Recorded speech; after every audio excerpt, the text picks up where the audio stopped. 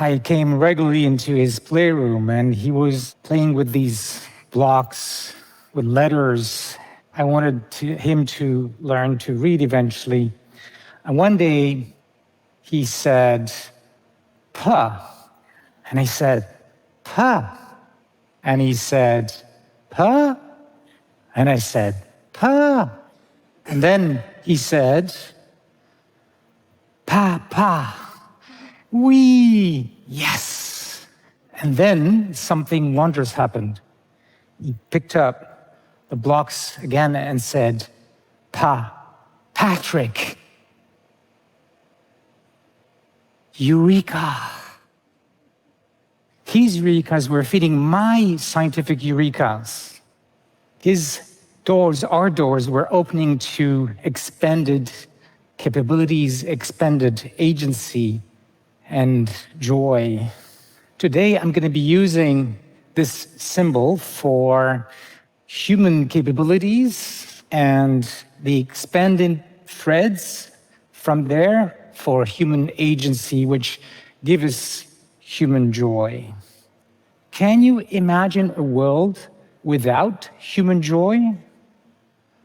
I really wouldn't want that.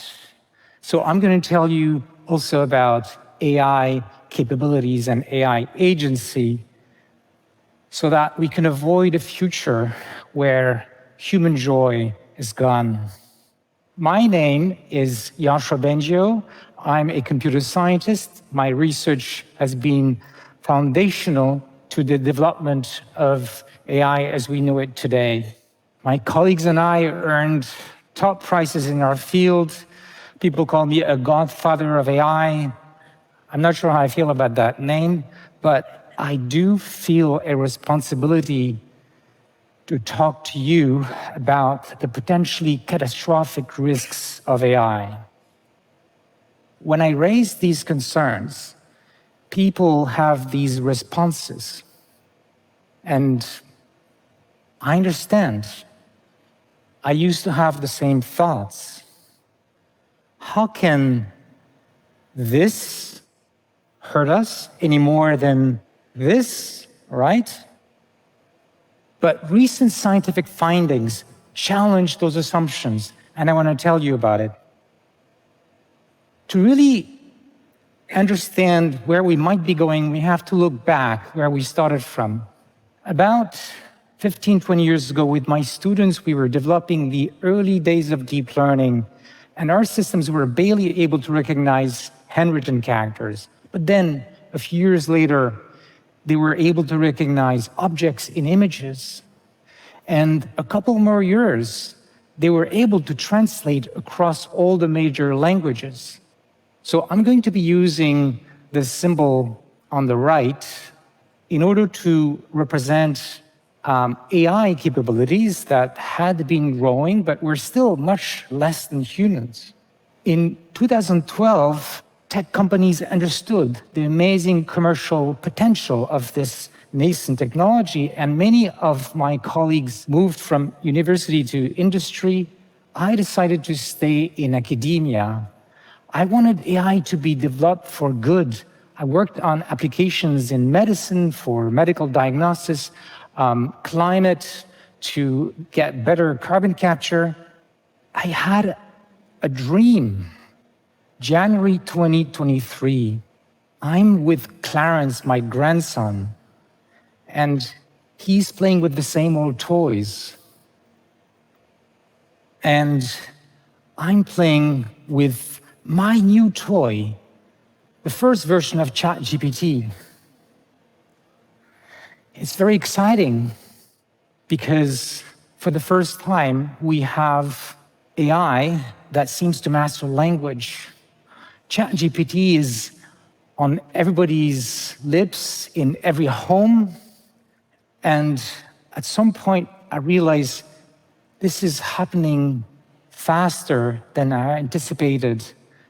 And I'm starting to think about what it could mean for the future.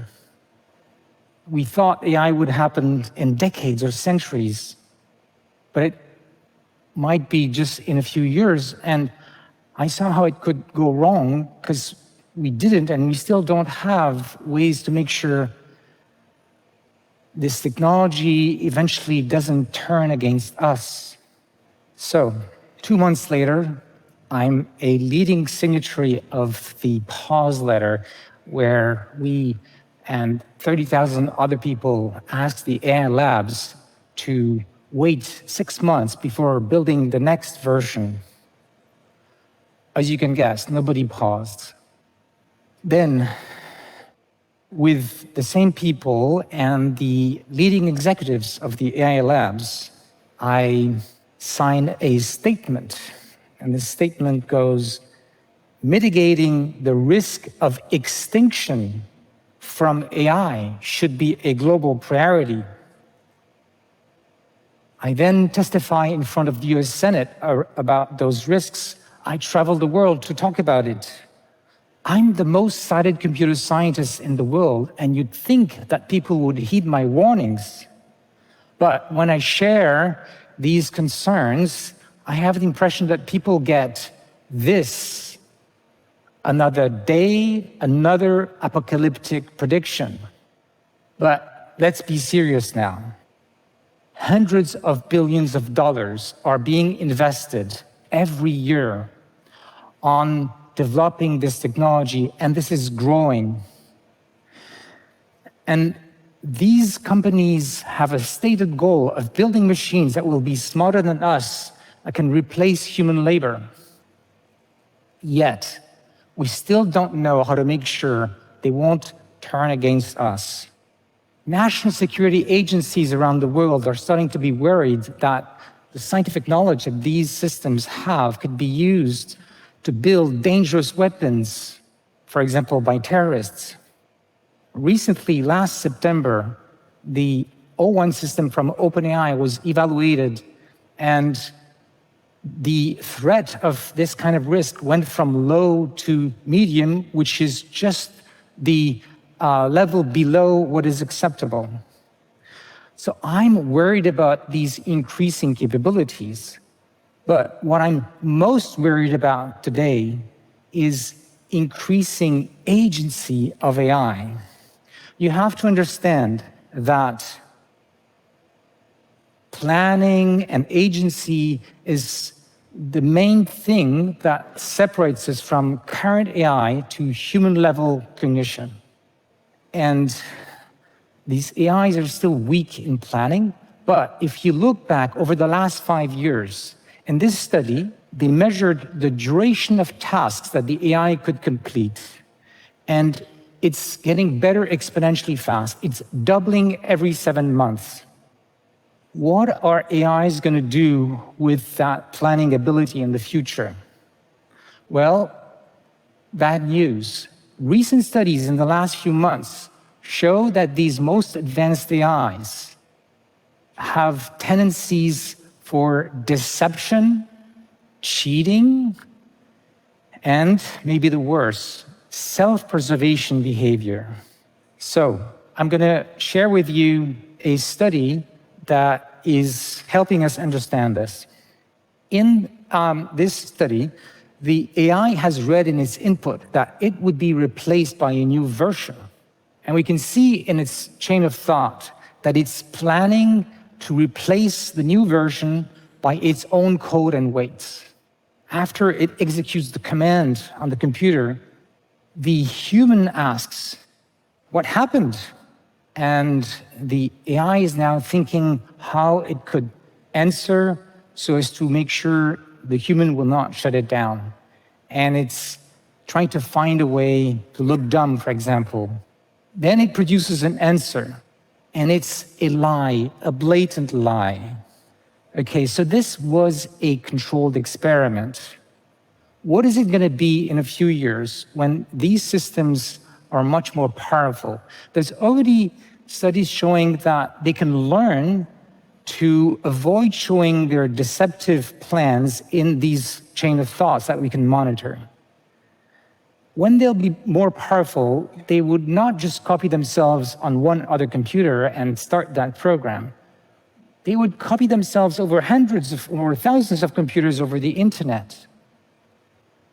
But if they really want to make sure we would never shut them down, they would have an incentive to get rid of us.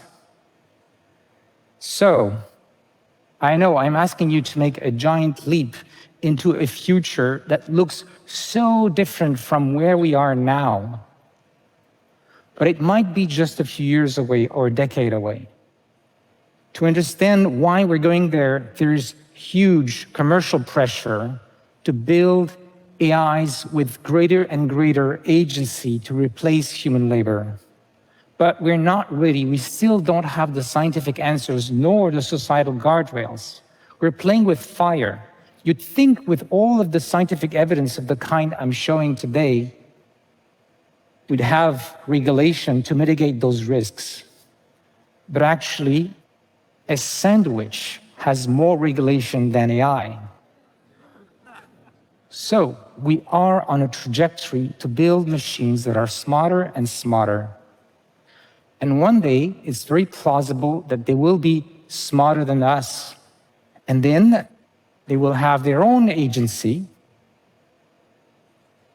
their own goals, which may not be aligned with ours. What happens to us then? Poof. We are blindly driving into a fog. Despite the warnings of scientists like myself that this trajectory could lead to loss of control, beside me in the car are my children, my grandson, my loved ones. Who is beside you in the car? Who is in your care for the future? The good news is there is still a bit of time. We still have agency. We can bring light into the haze. I'm not a doomer, I'm a doer. My team and I are working on a technical solution. We call it Scientist AI. It's modeled after a selfless, ideal scientist who's only trying to understand the world without agency. Unlike the current AI systems that are trained to imitate us or please us, which gives rise to these untrustworthy agentic behaviors. So what could we do with this? Well, one important question is we might need agentic AIs in the future. So how could the scientist AI, which is not agentic, fit the bill? Well, here's the good news. The scientist AI could be used as a guardrail against the bad actions of an untrusted AI agent. And it works because in order to make predictions that an action could be dangerous, you don't need to be an agent. You just need to make good, trustworthy predictions. In addition, scientist AI, by nature of how it's designed, could help us accelerate scientific research for the betterment of humanity. We need a lot more of these scientific projects to explore solutions to the AI safety challenges. And we need to do it quickly. Most of the discussions you hear about AI risks are focused on fear. Today, with you, I'm betting on love. Love of our children can drive us to do remarkable things. Look at me here on this stage. I'm an introvert. Very far from my comfort zone. I'd rather be in my lab with my collaborators working on these scientific challenges. We need your help for this project and to make sure that everyone understands these risks. We can all get engaged to steer our societies in a safe pathway in which the joys and endeavors of our children will be protected. I have a vision of advanced AI in the future as a global public good, governed safely towards human flourishing for the benefit of all.